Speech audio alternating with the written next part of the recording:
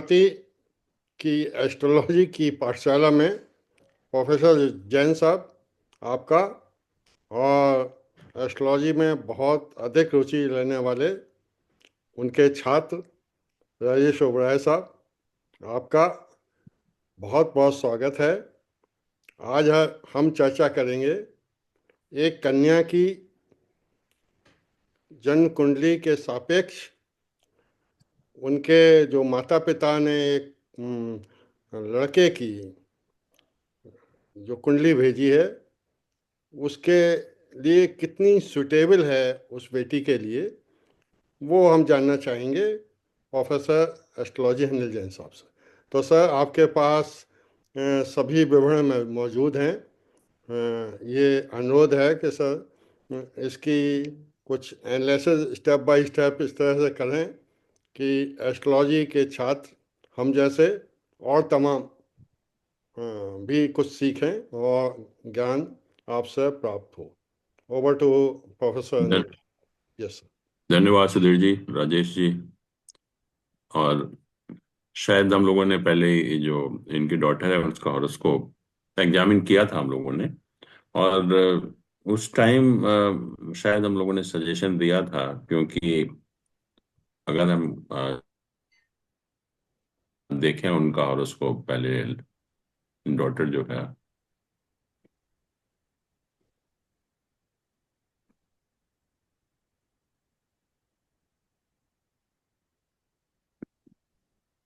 इनका date of birth ये है 26 जनवरी 98, 8:45 पानीपत। और इसमें हम लोगों ने कहा था कि ये जो सेवेंथ हाउस है मैरिज का, तो इसके साथ सारे जो अशुभ ग्रह हैं उनका एसोसिएशन था, क्योंकि सन भी इसको सिक्स हाउस को देख रहा है, सैटर्न एट्थ हाउस को देख रहा है, मंगल भी इसको देख रहा है, राहु यहाँ पर है। बट एक जो पॉजिटिव इंडिकेशन था कि जुपिटर भी देख रहा है उसको जो है। बट इवन देन, क्योंकि सारे अशुभ ग्रहों का एसोसिएशन है, तो शायद हम लोगों ने एडवाइस किया था कि जब भी आप शादी करें तो कम से कम प्रॉपरली हॉरोस्कोप मैच करा लीजिए, नहीं तो प्रॉब्लम होने की पॉसिबिलिटी होती है। और वैसे भी जो आठवां भाव है ये वाला, ये इंडिकेट करता है अगर मैरिज में कुछ प्रॉब्लम हो। इसको हम मांगल्य स्थान कहते हैं। मांगल्य का मतलब होता है कि स्ट्रेंथ ऑफ मैरिटल बॉन्ड, कि जो वैवाहिक बंधन है वो कितना मजबूत है। तो इसके साथ जब मेलेफिक प्लैनेट का एसोसिएशन होता है, जैसे शनि हम देख रहे हैं, देख रहा है इसको, मंगल भी देख रहा है, राहु इधर है, तो थोड़ा सा नेगेटिव भी है ये। तो इसीलिए ये जरूरी हो जाता है ऐसे पर्टिकुलर केस में कि कम से कम जो जिससे शादी होने वाली है या जो लड़के का हॉरोस्कोप बहुत अच्छा होना चाहिए, तभी जाकर ये बैलेंस होता है। क्योंकि जहाँ तक हस्बैंड वाइफ का सवाल है, एक आपका स्पाउस ही होता है, जीवन साथी, जो आपके भाग्य को प्रभावित कर सकता है। और प्रभावित ही नहीं करता, पूरी तरह से प्रभावित कर सकता है, पूरी लाइफ में टोटल चेंज ला सकता है। क्योंकि ये जो सातवां भाव है हमारा, जिसको हम हाउस ऑफ मैरिज भी कहते हैं, ये 11th हाउस से तो 9th हाउस होता है, और 9th हाउस से 11th हाउस होता है। 9th हाउस हमारे भाग्य स्थान है, और 11th house house of gains है। तो गेन में वृद्धि या भाग्य में वृद्धि एक ही बात है। तो एक स्पाउस ही हमारी लाइफ में ऐसा होता है कि जो हमारे भाग्य को पूरी तरह से चेंज कर सकता है, depending on the position of seventh house. तो ऐसे पर्टिकुलर केस में ये जरूरी है कि हम किसी भी जो भी अ, शादी के लिए जो मैरिज अलायंस हम लोग देखें, तो लड़के का और उसको काफी पॉजिटिव होना चाहिए, तभी जो है ठीक रहता है ऐसे पर्टिकुलर केस। और ऐसे यही शादी का जो मैचिंग का पर्पस है, कि अगर एक का बाई चांस खराब भी है तो दूसरे का अगर बहुत अच्छा होगा तो वो शायद बैलेंस कर लेगा एक दूसरे को जो है। तो इसीलिए उस पॉइंट ऑफ व्यू से हम जो लड़के का हॉरोस्कोप जो इन्होंने दिया है उसको हम देखते हैं।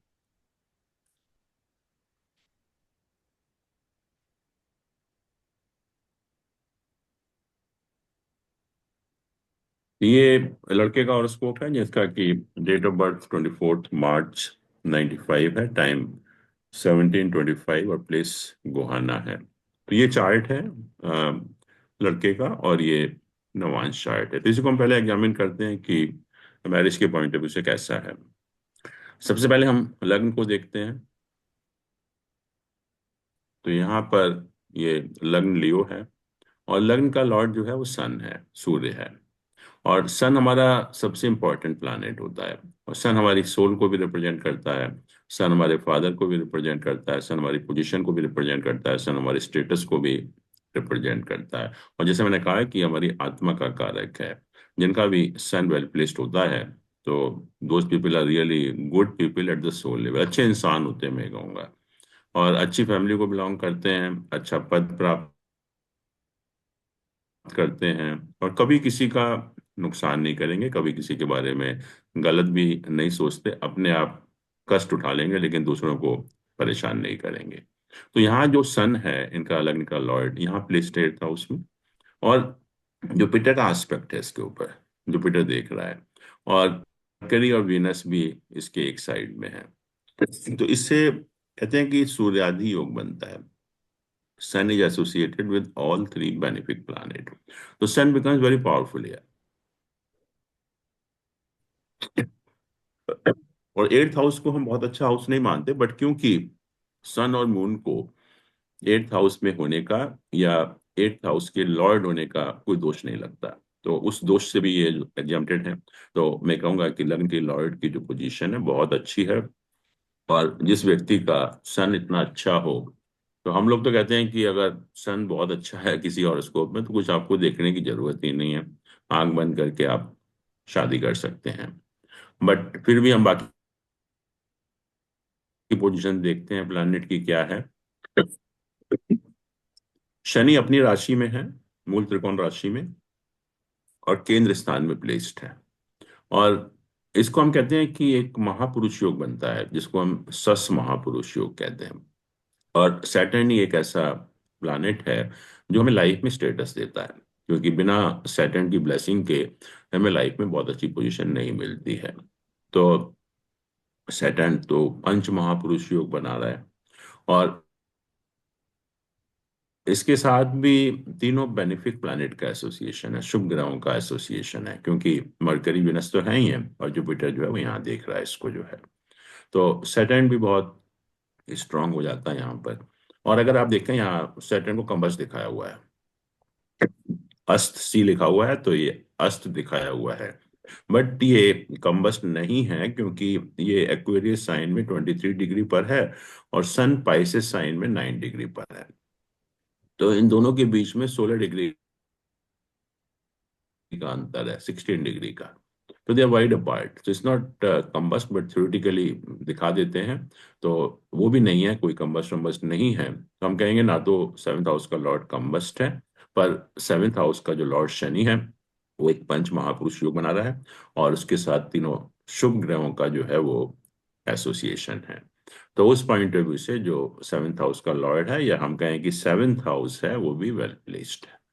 सेवंथ हाउस के साथ भी तीनों शुभ ग्रहों का एसोसिएशन है।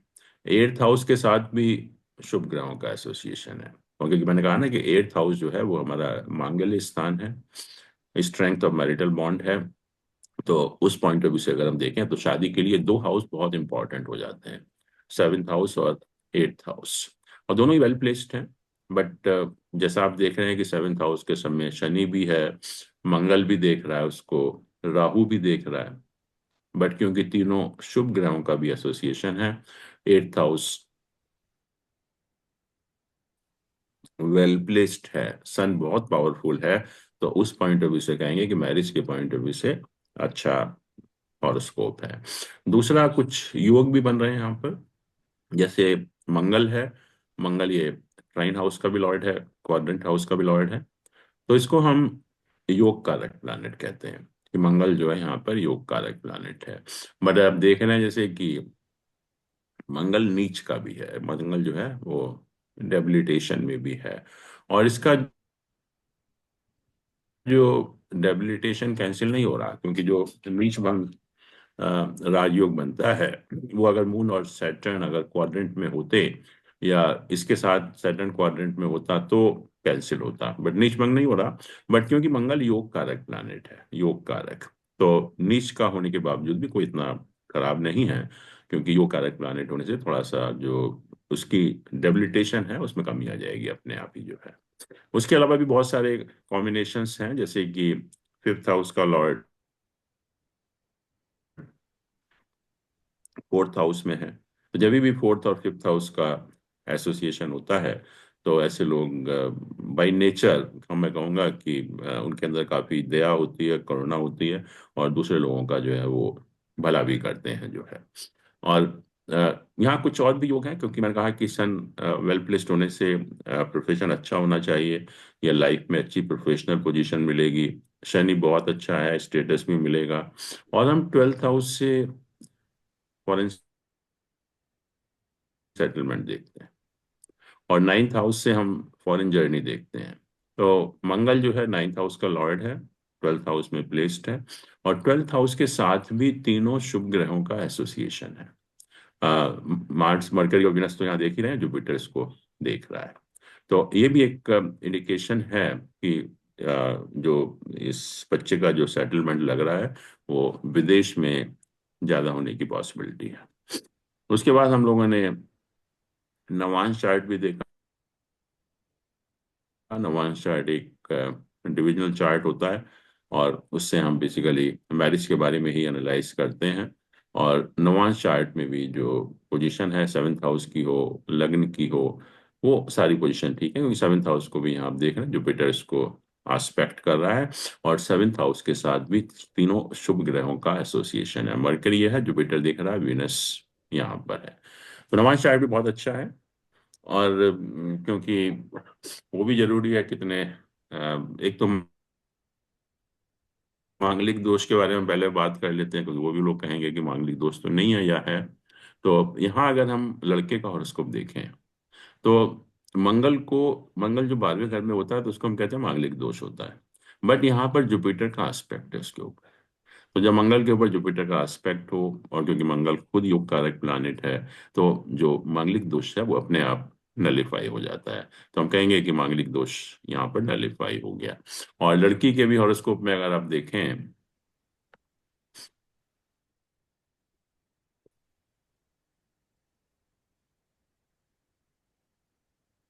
मंगल के साथ जुपिटर है यहाँ भी जो है, तो नेचुरली जब जुपिटर और मार्स का एसोसिएशन हो जाता है तो फिर इसमें भी मांगलिक दोष नलिफाई हो जाता है। फर्स्ट हाउस में भी अगर मंगल है तभी भी मांगलिक दोष होता है, बट क्योंकि जुपिटर का एसोसिएशन है, जुपिटर का साथ है, जुपिटर का कंजंक्शन है, तो यहाँ भी मांगलिक दोष जो है वो नलिफाई हो जाता है। तो मांगलिक दोष के पॉइंट ऑफ व्यू से दोनों ही केसेस में नलिफाई हो रहा है, तो उस पॉइंट से भी ये मैच करता है।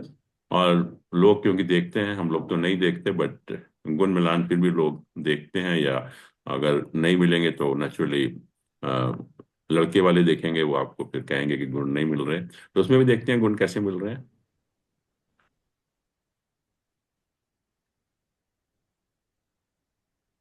यहाँ देखिए, ये लड़के का स्कोप है, ये लड़की का स्कोप है, तो 27 गुण मिल रहे हैं यहाँ पर जो है। टोटल गुण जो है वो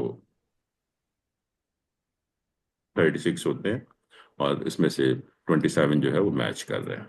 तो ये बहुत अच्छा, उस पॉइंट ऑफ व्यू से भी ठीक है। अगर हम कंपेटेबिलिटी के पॉइंट ऑफ व्यू से देखें, मांगलिक दोष के पॉइंट ऑफ व्यू से भी ठीक है, और लड़के का हॉरोस्कोप काफी अच्छा है।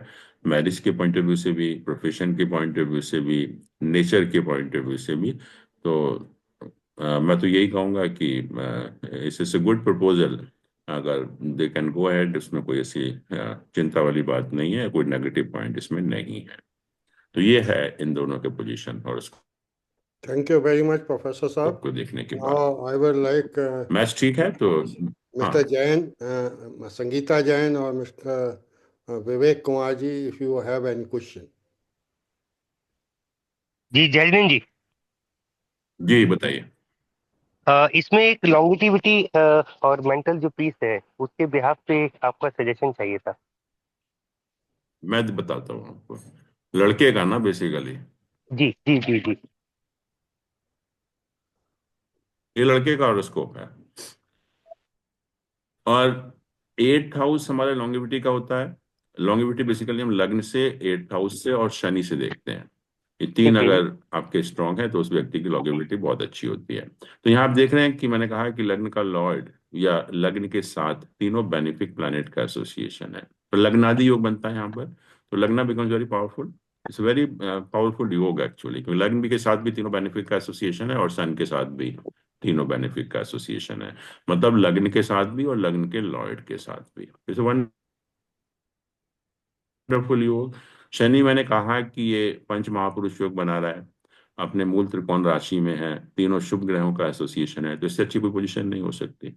तो लग्न भी, 8th हाउस भी और सैटर्न भी, तीनों वेल प्लेस्ड है। तो naturally it indicates full longevity, उसमें कोई प्रॉब्लम नहीं है। और जहां तक इसका सवाल है मून का, तो मून जो है पहली चीज तो त्रिकोण हाउस में प्लेस्ड है, उसका साइन डिस्पोजिटर केंद्र में चला गया। तो जब केंद्र और त्रिकोण का एसोसिएशन होता है तो वो भी एक राजयोग बनता है। तो मैं कहूंगा कि मून की पोजीशन भी बहुत अच्छी है, क्योंकि इसका जो साइन डिस्पोजिटर है दैट इज वेल प्लेस्ड। तो उस पॉइंट ऑफ व्यू से जो आपका कंसर्न है, लॉन्गेविटी है, मेंटल हेल्थ है, साइकोलॉजिकल हेल्थ है, तो उस पॉइंट ऑफ व्यू से लड़के का हॉरोस्कोप बहुत अच्छा है। और लड़का धार्मिक भी होगा, क्योंकि केतु 9th हाउस में है। और जैसे मैंने कहा कि जिसका सन वेल प्लेस्ड होता है, वो बाय नेचर में एक अच्छा इंसान होता है। मैं ये कहूँगा कि वो कभी किसी को गलत या परेशान करना, कभी ऐसा सोच भी नहीं सकता ऐसा व्यक्ति जो है। मतलब is okay. A good person at the soul level. या शादी का संयोग, यदि इन दोनों की जोड़ी को देखा जाए तो शादी का संयोग कौन से जी, महीने में बेटर रहेगा? अच्छा। देखिए, अभी जुपिटर यहाँ मूव कर रहा है मई के एंड में जो है 11th हाउस में। और जैसे ही जुपिटर यहाँ मूव करेगा तो 7th हाउस को भी देखेगा, 7th हाउस के लॉर्ड को भी देखेगा, दोनों को जी। देखेगा जो है। तो और अगर हम दशा को भी देखें तो मार्च के बाद जुपिटर का पीरियड शुरू हो रहा है, जून के बाद। तो दोनों चीजें कोइंसाइड कर रही हैं, ट्रांजिट भी बहुत अच्छा हो रहा है और साथ में पीरियड भी जुपिटर का शुरू हो रहा है। तो आप, मेरे ख्याल में इस साल के एंड में आप शादी करेंगे तो बहुत अच्छा है। संगीता, आप मतलब आपकी तरफ से जी, जून के बाद आप कभी भी कर सकते हैं, जो भी आपको जून के बाद अच्छा ठीक मुहूर्त है। मिले। हाँ, कभी भी कर सकते हैं आप। और संगीता, आप होनी भी कुछ चाहिए, पूछना क्योंकि चाहेंगे?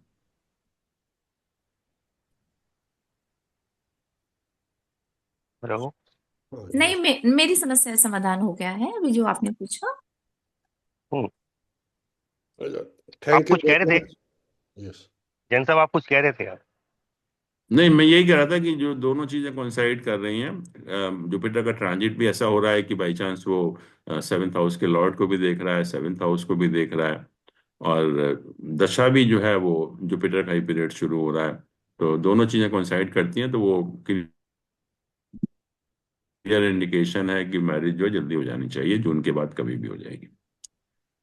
इसमें संभावनाएं पता चल सकती हैं क्या? कितनी संभावनाएं हैं दोनों की विवाह की? देखिए, ये पता नहीं चलेगा। ये हम सिर्फ यही कह सकते हैं कि इसे गुड मैच। और you you should proceed actually, आप बात कर सकते हैं इनसे, और हो जाता है तो अच्छा है। बट ये नहीं पता चलता है कि इसके साथ ही होगा, ये डिफिकल्ट है। ठीक है Pandit ji. Thank you very much professor साहब। नाउ आई विल धन्यवाद। थैंक आस्क आयुष ओबराय साहब। आपकी काफ़ी जिज्ञासाएं रहती हैं, काफ़ी आपने स्टडी किया हुआ है। आप कोई प्रश्न अपनी जिज्ञासा को दूर करने के लिए प्रोफेसर जैन साहब से पूछना चाहें? Sir, over to you. मैं मुझे कोई जिज्ञासा नहीं बची, बहुत बढ़िया एनालाइज हुआ है and this is really a good horoscope for of boy. बहुत बढ़िया मैच है। जी। तो सर, सभी को तो बहुत बहुत शुभकामनाएं देते हम्म, हुए ये सेशन समाप्त करते हैं। जी। Thank you. Thank you so much, जय जिनेन्द्र जी।